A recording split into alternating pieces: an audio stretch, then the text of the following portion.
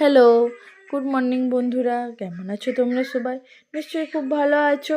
আর এদিকে আমিও খুব ভালো আছি। তো আজকে আবার একটি নতুন ভিডিও নিয়ে চলে এসেছি।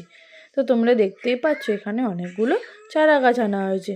তো আজ কি হয়েছে জানো তো বন্ধুরা? আজ আমি সকাল থেকে বরকে বলছিলাম যে এখন তো শীতকাল, তো এই সময় যদি চারা গাছ মানে ফুল গাছ বিশেষ করে যদি লাগানো হয় খুব ভালো হয়।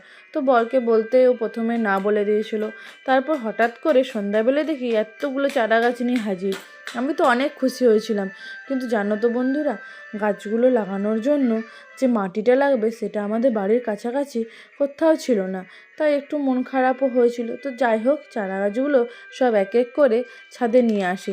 তারপর প্রথমে খুঁজে পাচ্ছিলাম না কোথায় রাখবো, কোন দিক রাখলে সূর্যের আলোটা গাছে খুব ভালোভাবে পাবে। তো তারপর দেখি এই দিকে রাখলেই খুব ভালো হয়, আর তাহলে আমার ছাদে জামা কাপড় মেলতেও কোনো অসুবিধা হবে না। তো এরপর পরদিন সকালবেলা সব কাজ করে দুপুরে খাওয়া দাওয়া করে বর আর আমি মিলে চারা গাছগুলো লাগানোর জন্য বেরিয়ে পড়ি। আর এই জায়গাটা ছিল আমাদের বাড়ির কাছাকাছি, মানে কাছাকাছি বলতে একটু দূরে। তো এই জায়গাটা এত সুন্দর, মানে এখানে যে এত সুন্দর মাটি পাওয়া যাবে সেটা আমি জানতাম না। তো ভালোই হলো, অনেক সেখানে পৌঁছে দেখি অনেক খোঁজাখুঁজির পর একটু ভালো মাটি পাওয়া গেল। তো বর দেখো এদিকে মাটিগুলো বস্তাতে ভরছে, আর আমি আর অনেকগুলো চারা গাছ ছিল তো সেজন্য বস্তা নিয়েই যেতে হয়েছিল। আর যেখানে মাটি নিচ্ছিলাম সেখানে যেন কত সুন্দর নদী ছিল, কত দেখো চারিদিকে সবুজ গাছপালা, মানে এত সুন্দর প্রাকৃতিক ছিল, দেখে সত্যি মনটা একদম ভরে গিয়েছিল। আর এটা একদম নদীর পাশেই ছিল, তো সেজন্য একটু ফাঁকা ফাঁকাই ছিল। তো চলো তোমাদেরকে একবার নদীটা দেখিয়ে দিই। তো এই দেখো কত সুন্দর নদীটা, আর নদীটা এত শান্ত স্নিগ্ধ ছিল। দেখো নদীতে যেন অনেক মানুষ স্নানও করছিল কিন্তু। তো তারপর মাটিগুলো নেওয়া হয়ে যাবার পর, এক বস্তা মাটি নেওয়া হয়ে যাবার পর আমরা বাড়ি যাবার জন্য বেরিয়ে পড়ি। তো একদম বাড়ি পৌঁছে বর দেখো একদম সোজা গাছগুলো টবে লাগানোর জন্য একদম ছাদে চলে আসে।